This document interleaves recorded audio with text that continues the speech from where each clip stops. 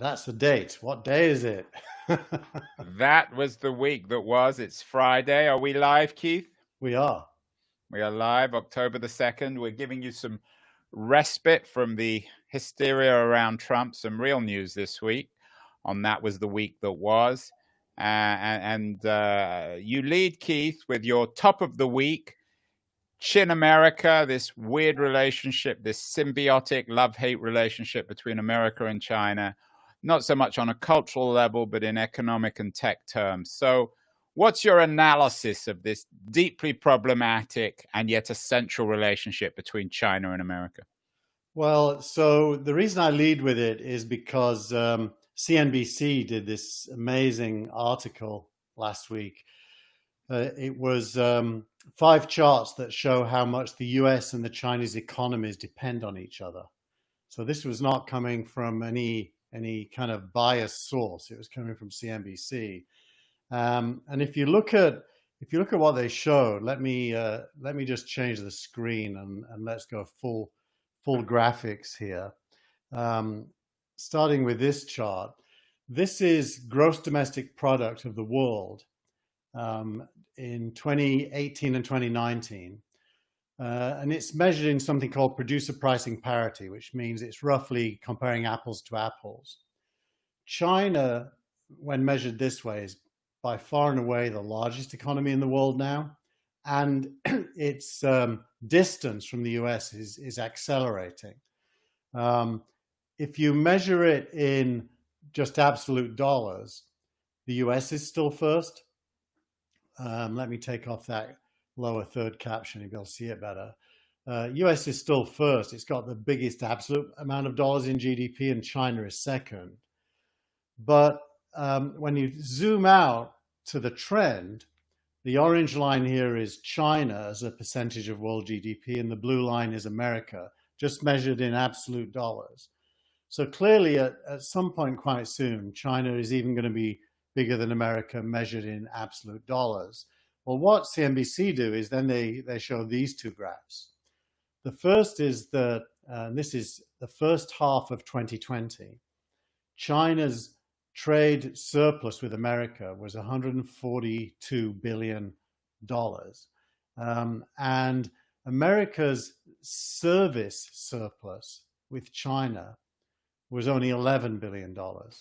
So America only compensates for 10% of its loss to China through services.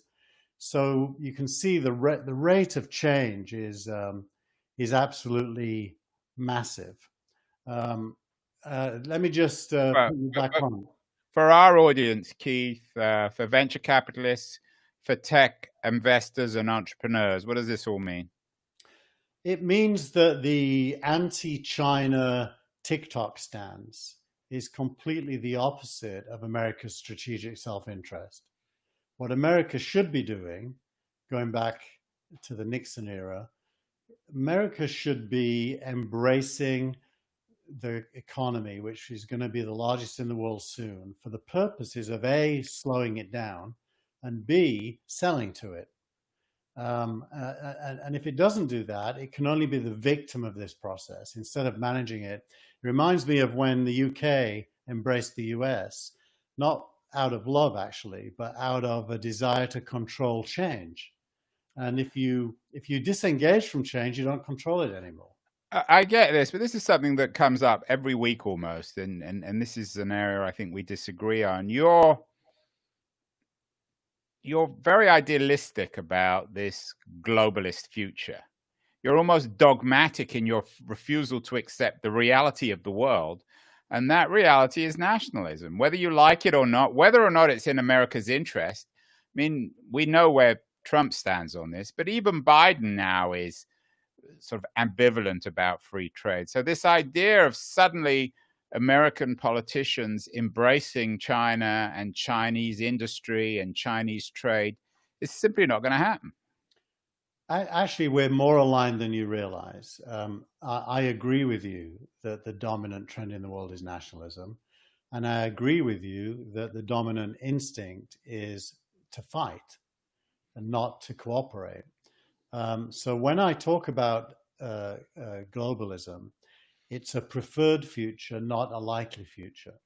And so let's talk about the likely future. What's realistic in this geostrategic, geopolitical atmosphere of nationalisms, maybe even xenophobia?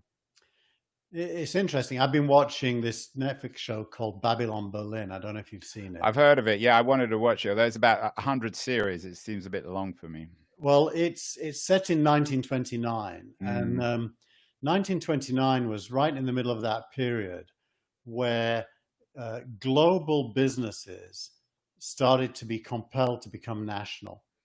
You can think of Mercedes in Germany, or Right. any of the German companies that became subject to the Nazis. So whenever the world globalization accelerates, and it has done that at least 4 times in the last 120 years or so, as nation states start to compete more and more aggressively, companies are forced to be less and less global and choose a side. Now, to me, that's a terrible fact. The human race benefits from globalization and gets punished by the shrinking back from it, usually through violence and war, by the way. I mean, really punished. So I'm a very big believer in globalism at the level of economics, but I do agree with you that politics holds it back and is likely to kill it. Very briefly then, Keith, where are we this week on TikTok? What's the situation? TikTok is so far winning in the courts. Trump is losing in the courts, and everything is on hold until that's resolved. So my bet several weeks ago, if anybody wants to go back and look, was that nothing's going to change, that TikTok will survive this because the American government doesn't actually have the authority or the power to do what it's trying to do. And the most important thing it can't do is get teens and millennials to uninstall it. And therefore, it's going to continue. So you can't fight the market. What's been happening on the market, and particularly the public markets this week? I know there are 2 big IPOs, Palantir and Asana, neither of which were unconventional. They were pretty straightforward, weren't they? Yeah. Yes and no. So let's just put this full screen for a second. What happened is that they did what's called a direct listing. Now, with the direct listing, you will go public without raising capital from anybody immediately prior to going public. So there's no group of buyers who get an early purchase in order to then benefit from an increased share price. And the theory goes that because it's a direct listing, it just trades, and everyone who's got shares, venture capitalists mainly and founders and employees, can sell them right away if they want to, that a fairer price will be found. And that is more or less what happened. Palantir went public at $9 a share. When it opened for trading, it went up to about somewhere between $10 and $11 a share. It settled back down around $9.13 last time I looked. And with Asana, it was in the 20s, and it's roughly stayed where it was, given plus or minus a little bit. So it's a much smoother, less volatile process. And both are now public companies, and both of their investors can now buy and sell shares. And what does this tell us about the future of SPACs? SPACs and direct listings belong in the same part of your brain. On the other side is IPOs. So it's another win for the anti-IPO lobby, in a sense. And by the way, there are now many, many SPACs lined up, over 100. You can go and buy Chamath Palihapitiya's IPO B. That's the ticker symbol, IPO B, and IPO C. Those are SPACs waiting to merge with companies. And you can buy IPO A for around $12 a share. Oh, no, it's 18 now. And you can buy IPO B for around $12 a share. And what that means is you're part of the SPAC prior to it merging with a company. That's a very interesting thing, because normal people like you and me can become shareholders in a SPAC. What about a quick quick comment, Keith, on Palantir. It was, of course, one of Peter Thiel's big dreams. It's a company that hasn't had much press. It's still a rather mysterious company. What's your take on it? It's a contrarian company looked at from a Silicon Valley point of view because it expressly chooses to do business with the defense industry and specifically the government and the military. So, I personally don't think that is that controversial. You live in a capitalist society. It's made up of nation states. Nation states have militaries. Why wouldn't a company do business with it? So I'm fine with it. That said, my wife won't let me buy Palantir stock, but she will let me buy Asana stock because she, ethically objects to it. And, between ourselves, I'm no fan of American imperialism. So ethically, I should be against it too. But if I'm going to invest in Amazon or Microsoft or Google, there isn't that much difference to me between those companies and Palantir. So I'm assuming, Keith, that politics is still allowed to be discussed at your dinner table between you and your wife, Janae. It's lucky you don't work at Coinbase. Good segue, Andrew. Indeed. This week was very interesting in the world of Coinbase. We can put that up so people who haven't followed news. Company of the week, although I perhaps would argue it's the anti-company of the week, but that's a matter of opinion. Well, I made it startup of the week, as you right, startup of the week, which it isn't really a startup anyway. Is it? Well, it's still a private company. It's a big private company. Yeah. Brian Armstrong, the CEO, basically banned his employees from being activists and doing political discussion at work, and offered those who disagree with him severance packages to leave the company. Now, I suspect this is a very personal decision. There are rumors that at previous all hands meetings, Black Lives Matter supporters were pressuring him to go on the record about Black Lives Matter, which he didn't. And in his frustration at the continued requests, has decided to ban political activism. I don't know if that's true. Says ban political activism or ban any political discussion. I mean, you're still allowed to talk about Trump at work? According to this, no. I mean, the strict interpretation is you're here to work, not to bring your personal life to work. And just as you wouldn't, just as you wouldn't do something personal in the middle of the office, you shouldn't. I almost gave an example then and thought better of it. So, too, you shouldn't bring your. No, say it. Come on, can't tantalize the audience. No, I'm definitely not gonna. There's no censorship on that. Was the week there was? You can offend me. You can offend anyone you want. Well, just as you wouldn't kiss your wife in the middle of the office, to give the polite version of what I was thinking, neither would you. Should you bring your politics, just do your work and earn your money. That's basically what he's saying. Now, that is completely counter to the whole trend in the Valley. By the way, it's also, it's kind of, it's like an extreme version of cancel culture. Yeah. Shut up, keep quiet, and just get your work done. And obviously there was a backlash. There is a backlash. I find it interesting for lots of reasons. Firstly, I'm guessing we've become so intensely political now that the fear in Coinbase was it was detracting from people's work. Well, that is a bit weird, right? Because Coinbase is very political. Well, everything's political. I mean, isn't that the reality? Even not being political is political in 2020 America. Yeah, but Coinbase is explicitly so. It's challenging the world financial system, right. challenging the dollar. And so the decision has once again created two passionate camps in Silicon Valley, one of which incorporates PG, we can call him. We don't even need to name him anymore. For our regular viewers, Keith is obsessed with PG, and he always manages to squeeze him into the show somehow. Easy to remember as well, due to the English tea brand, PG Tips. Right. So, how did PG Paul Graham respond to this?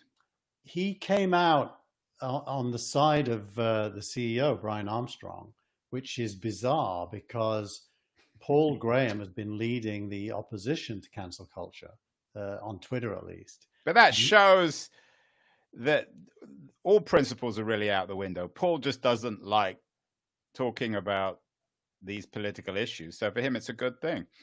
Well, I think it's also that he has a close relationship to Coinbase. So if I put this back on and just scroll up a bit, the story before it is that Coinbase and Y Combinator both invested in a new startup that's challenging the banking system, Maltis. So they're clearly allies and friends, and so it could be that Paul Graham just being loyal to a friend, but in doing so, he's contradicting his previous stance. Now, by contrast, Jack Dorsey and the previous CEO of Twitter, Dick Costolo, both came out against Brian Armstrong, arguing that politics is, not disconnected from business, and the twain should meet, not be separated. So it's we may be brewing this up into a bigger brouhaha. I think it's very interesting. I think it's one of the big issues actually will face other corporations. So it's one of these things that happened first in Silicon Valley. I guess Jack can get away with it since Twitter's eliminated their office. So you're still allowed to talk about it at home. What happens if you're sitting in your living room? Can you be on Zoom and talk about politics? On Zoom, probably. Well, in Twitter's case, yes, because Jack's in favor of it. But in Coinbase's case, no. And politics, of course, is, for better or worse, unavoidable. There have been some developments, briefly, Keith, on the issue of antitrust, the monopolies, which is an issue which, in my view, is the most important one in the short to medium term future of big tech. Yeah, so there's a lot this week, actually. Firstly, Facebook announced that the Messenger chat service and Instagram are now merged, as in it's exactly the same code base. And if you're on Messenger, you can instant message and direct message somebody on Instagram. Surprise, surprise, right? Yeah, and rapidly, the New York Times published an article saying this is how Facebook entrenches itself and makes it hard to break up from an antitrust point of view.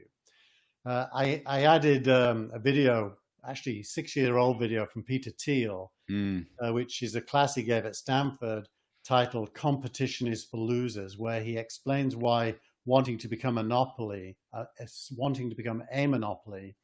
is exactly the right thing for a founder to want to do. Well, but he said that, and it's kind of controversial, but it's obvious because when you start a company, you want to dominate the market. That's given. I don't see that as being in any way controversial. It's the job of the state, though, to restrict that.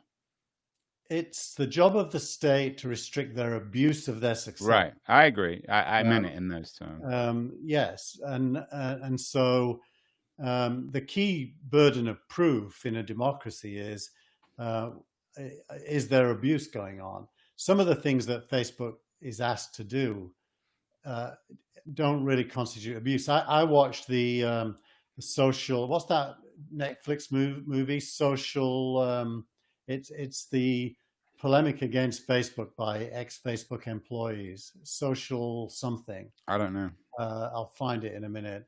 And it's interesting. The accusers were accusing Facebook of being responsible for QAnon and other fake conspiracy theories.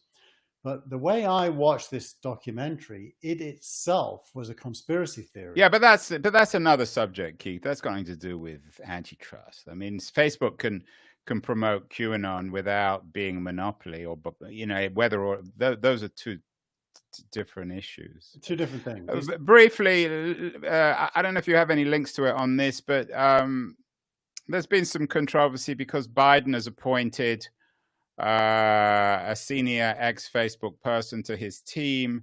And also there was a report that more and more money is coming from Silicon Valley to Biden.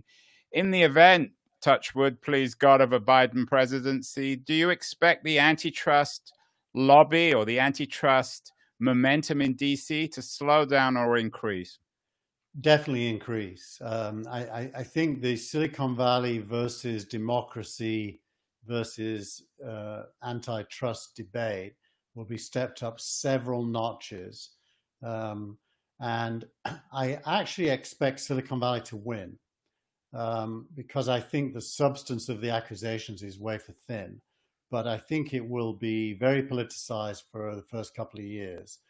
I actually think Biden might be smart and not make it one of his main agendas. I think it's going to be one of those off to the left agendas that don't. Well, certainly Obama will be, they'll be, the Eric Schmidts of the world will be putting pressure on their old friend Barack Obama to tone down the antitrust stuff. And so this will be a subject that will come up a lot, I think, in the future. And it's something we should focus on, I think, in later shows, particularly after the election. Finally, Keith, you managed to get PG into two things this week. Not only the startup of the week, but tweet of the week. You've got Sam Altman.